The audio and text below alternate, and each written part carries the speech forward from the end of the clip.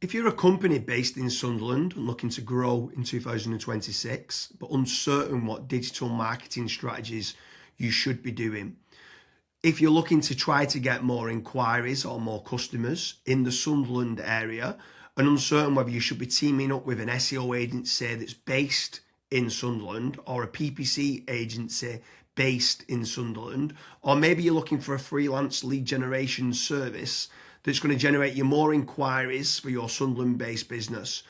Before looking to spend any sort of money, Kazra, what should business owners and entrepreneurs understand in the Sunderland area before spending any sort of money?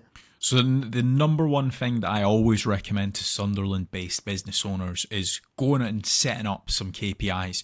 You want to know how many leads have actually, or you want to know how much money you're spending, first of all, on any form of digital marketing. Next, you want to know the amount of leads that have actually been generated. And out of the generated leads, you want to figure out how many of those leads you've actually been able to contact. Has it been 5 out of the last 10? Has it been 10 out of the last 10? And last but not least, you want to take a look at how many of those leads have actually converted into paying customers for your business. Once you have all of those KPIs in place, digital marketing just becomes a lot more easier. It becomes a lot more predictable. So James, for Sunderland-based businesses, what are some digital marketing strategies that they should be taking a look at? Got to be branding or brand SEO and making certain that you're looking good online, you've got a strong reputation.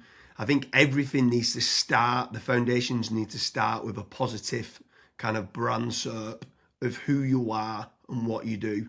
So a SERP stands for Search Engine Results Page, and getting that branding right across the board then can lead on to other things of what you can be doing. It will improve your conversion rate on paid ads or social media. Any leads that you get in, the conversion rate would be good.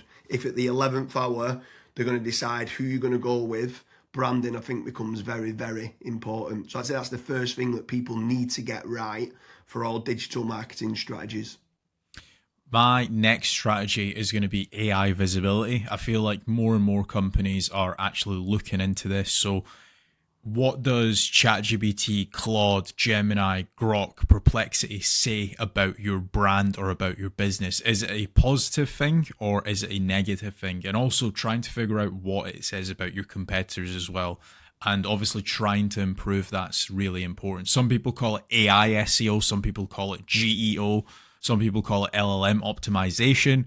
But this is going to be a big thing in 2026 and also in the years to come as well. Yeah, I think that's a huge strategy that people need to be looking at with regards to artificial intelligence. More and more people are obviously using AI. The next one for me is filling in the form at FatRank or Promo SEO, which do a commission-based lead generation service for UK companies looking to grow. I think it's important to be looking at your own digital marketing efforts to generate your own leads, but also if you can use some freelancers and outsource some as well, you've got that diversification of leads. So head on over to fatrank.com, fill in the form and see whether they can help you with a no-risk supply of inquiries. Promise you'll also do a very similar performance-based lead generation service as well that you might want to fill in the form with there, and just double check whether you can go and get a third-party lead generation company to top up and start generating you some leads for your business to grow in 2026. Yeah, and then next on the list is Google Business Profiles, so Google Map listings. This is like local SEO where you basically just try and get more reviews. You build out your Google Business Profile in your local area. Now, there's pros and cons to this. I think the biggest pro is that once it is actually ranking, you're going to be consistently generating leads. However, to get from nowhere, like let's say you do not have a Google Maps listing at all, to get it ranking to position number 1, the issue you've got with that is there might be, let's say, a 60 or 100 review deficit. And to obviously get those reviews, you need leads. So it's one of those things. It's like the chicken and the egg. I for one just think it's good for personal branding or for branding of your company. So always try and get the Google Maps listing, but you should always know the pros and cons to it as well. Yeah, for certain. If you're in a local area, you want to try and get those local maps listing. For me, you need to be omni-channel and omnipresent. Yeah. I think the next part is SEO in general, so organic SEO. Can you be building up your website to try and get your website ranking better? If you are in local area, you might want to do your service with the area of where you cover. So like plumbing in Manchester, create a page for that. Hopefully then share that on the Google business profile of what you mentioned. But trying to get organic rankings, the amount of search volume that people are out there searching for different services of what you do, or it could be some blog posts that you could be doing as well. There's different strategies on there that you can be doing, but ideally you want good quality content, build up topical authority, and try and get some third-party backlinks to power up the site to get those organic SEO rankings.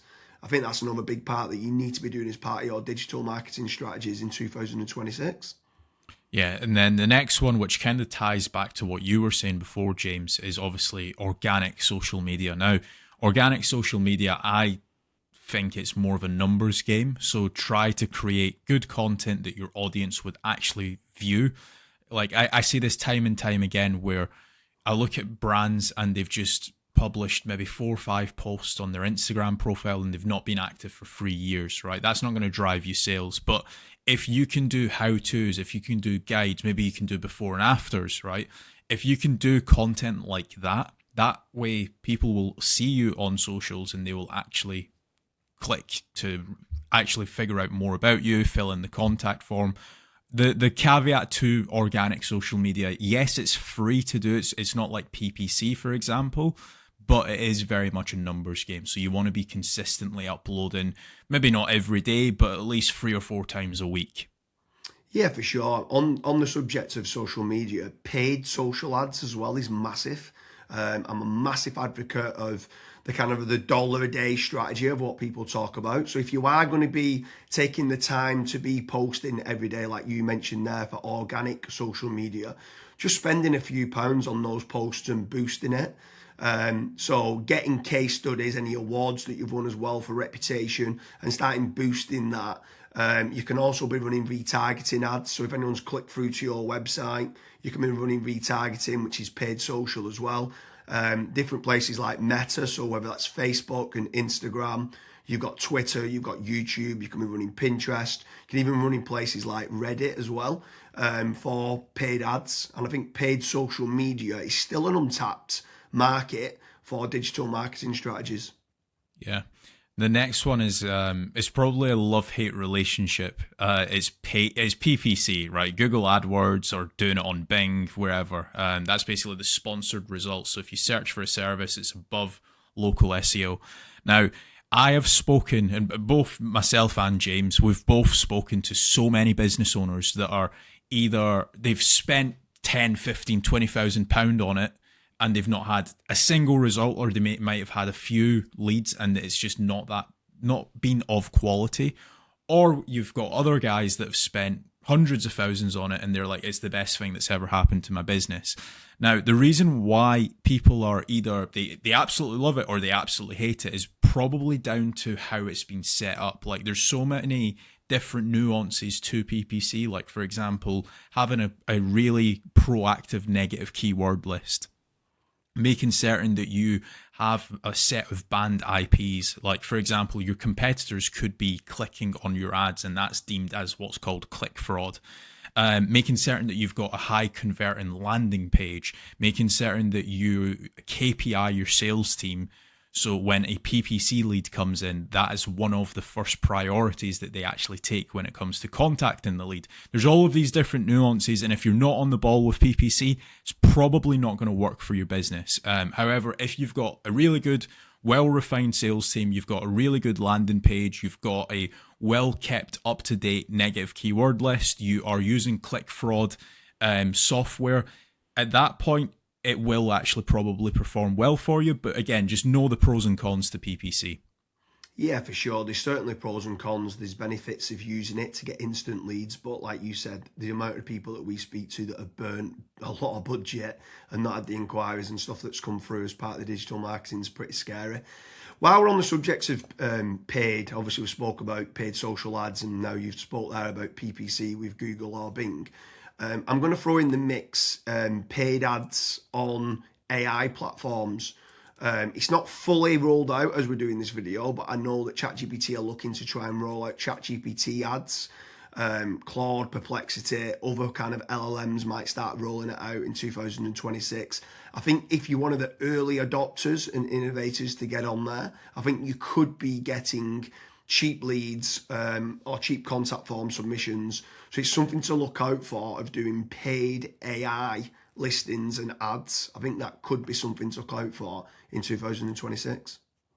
Next on the list, and this is a little bit out of control. You do obviously have like forums that you can get your brand mentioned in, like for example Reddit and Quora. That very much comes down to the after fact, like where are your customers that you've been dealing with previously? Are they actually raving and shouting about you? If they are, then that's a very good resource of getting other people recommending you. So if you can get that, again, it's a little bit out of your control, but asking for reviews, asking for them to recommend you to friends, to people, that can obviously generate you a decent amount of leads and inquiries as well. Yeah, for sure. And the add-on benefits to places like Reddit is that it's getting cited so much now in the AI overviews. So when you spoke there early on about AI visibility, if you can try to get a positive kind of lot of people talking about the products and services of what you do and some reviews on there, it's indirectly then going to help you, or directly actually is going to help you with AI visibility. And then the last one for me is tradesman websites, so like Check a Trade, Bark, or teaming up with a third party lead generation company. Something I would say with all of these practices, Kazza touched on earlier about making certain that you understand your KPIs and your ROAS, return on ad spend. I think it's very important for business owners that are doing any sort of digital marketing to be tracking how much time and effort's being put into, let's say, running organic social media or running paid ads. Everything should have KPIs put in place. And this is exactly the same then with tradesman websites like Check a Trade, Bark, Rated People, My Builder. These could all be amazing platforms to generate leads that could get you a positive return on investment. And if you do, you should continue to be using those platforms. There's certain lead generation companies out there as well that could generate you quite a lot of leads. They could be using organic SEO or PPC or social media ads to generate you those leads. But if they are getting you a positive return on investment, again, I'm all for it as part of your digital marketing strategies. But I just want to repeat one more time with regards to FatRank and Promo SEO. They do lead generation and they guarantee a return on investment. It's a commission-based lead generation service or performance-based lead generation service. So make sure you head on over there, fill in the form. That could just be one part of generating leads of many. You should be trying to generate your own. You should never have a single point of failure, and you should be trying to get that diversification. But make sure you head on over to Promo SEO or FatRank lead generation service as part of your digital marketing efforts in 2026. Thank you very much, Kazra.